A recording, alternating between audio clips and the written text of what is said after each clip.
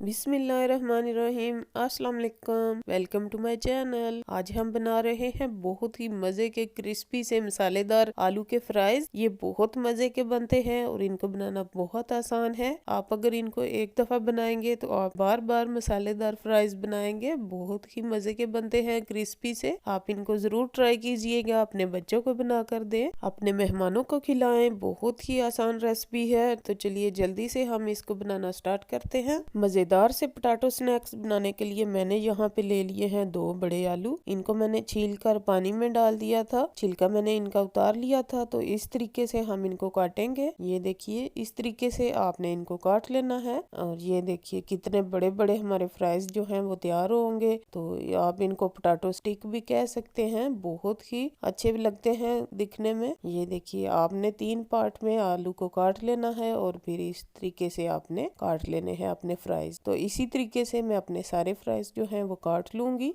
तो ये देखिए जी मैंने अपने सारे आलूओं को काट लिया है इस तरीके से। मेरे पास थोड़े से बड़े आलू थे तो इसलिए थोड़े से बड़े फ्राइज बन गए हैं स्टिक की शक्ल में। आपके पास अगर आलू छोटे हों तो आप उनके साथ बना ले, जरूरी नहीं कि आलू बड़े ही हों। अब मैं इनका सारा पानी जो है वो निकाल दूंगी और 2 से 3 दफा इनको अच्छे से वॉश कर लेंगे ताकि जो भी इनका स्टार्च है वो निकल जाए। अब यहाँ पे हम एक छोटा बाउल ले लेंगे और इसमें हमने तैयार करनी है अपनी जो हमने कोटिंग करनी है फ्राइज की, वो तैयार कर लेंगे।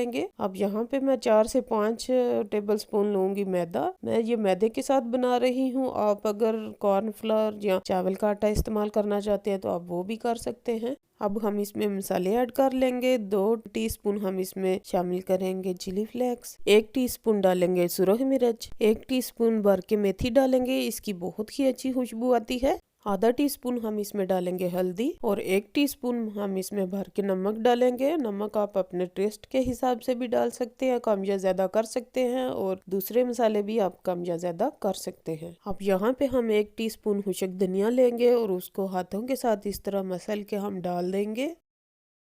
अब सारे मसालों को हम अच्छे से मैदे में मिक्स कर लेंगे और इसकी हमने कोटिंग जो है वो तैयार कर लेनी है। खुशक कोटिंग हम तैयार करेंगे, इसमें पानी वगैरह हमने कुछ भी नहीं डालना। अच्छे से हम इसको मिक्स कर लेंगे। अच्छे से मिक्स करने के बाद हम इसको साइड पे करेंगे और अपने आलू ले लेंगे जो हमने काट के रखे थे। ये देखिए मैंने इनको अच्छे से धो के एक छलनी में रख दिया था। अब हम इसके ऊपर जो हमने कोटिंग तैयार की है वो लगाएंगे। अच्छे से हमने इनको कोट कर लेना है अपनी कोटिंग के साथ। ये अच्छे से इसके ऊपर चिपक जाएगा। इस तरह लगाने से आपने बिल्कुल भी पानी का इस्तेमाल नहीं करना यहाँ पे। अब हम हाथों की मदद से इसको अच्छे से मिक्स करेंगे ताकि जो हमारी कोटिंग है वो अच्छे से हमारे आलू के स्नैक्स पे लग जाए। ये देखिए इस तरीके से आपने सारे आलूओं पे कोटिंग कर लेनी है। अच्छे से मिक्स करेंगे ताकि सारे आलूओं पे हमारी जो कोटिंग है वो अच्छे से लग जाए। ये देखिए जी हमारी कोटिंग जो है वो अच्छे से हमारे आलूओं पे अच्छे से कोट हो गई है। अब हम हाफ लेमन ले लेंगे और इसको हमने अच्छे से निचोड़ के इसके बीच जो है वो पहले ही रिमूव कर देने हैं और इसको अच्छे से निचोड़ के इसका सारा जो रस है वो हम अपने फ्राइज पे लगा लेंगे। यहाँ पे लेमन काफी बड़े बड़े मिलते हैं। इंडिया और पाकिस्तान में ये 2 लेमन के बराबर होगा। तो अच्छे से हमने जूस इसका निकाल के सारा इस